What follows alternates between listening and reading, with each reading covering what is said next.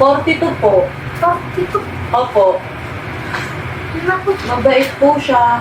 wait. Hindi mo ba nalaman na yung age gap niyo? Age doesn't matter naman po, di Age ba? doesn't matter. Kaso, sinobrahan mo sa age doesn't matter yun. Ang layo talaga. Siya parang mag-senior na siya. Naku ba, Musti? Ako di mo na ipagayin dito. Ay, salamat po. Happy birthday lang daw na po kayo, tita. 30. Wow, 30. Pero parang 40 na yung chan niyo po ah. Kaya gusto mo? Hindi po. Binabati ko lang. Pinabati. Tingnan mo. Kahit 30 na ako, sexy ko po. Oh. Oh. Oh. Oo nga po, no. Sexy niyo po. Ilan na po yung anak niyo? Ilan na, no? Opo. Bakit ano ba sa tingin mo sa akin? 8?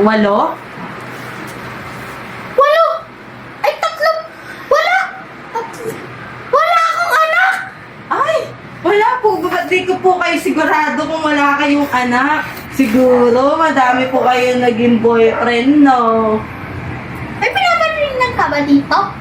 Ay, wala. Wala naman po. Ang ganda nyo nga po, oh.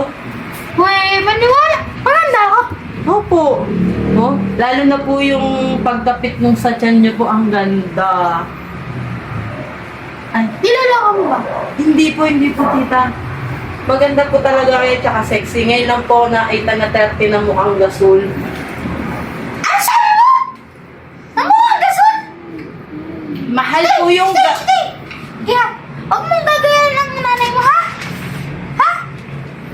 Ibig ko pong sabihin, mahal ang gasol sa pagluto neto. Ang sarap po. Marang gasol. Sino gasol yun? Sino gasol? Yung lutuan po, panluto. Panluto. Ikaw, ha? Ba't di pa po kayo nag-aanak?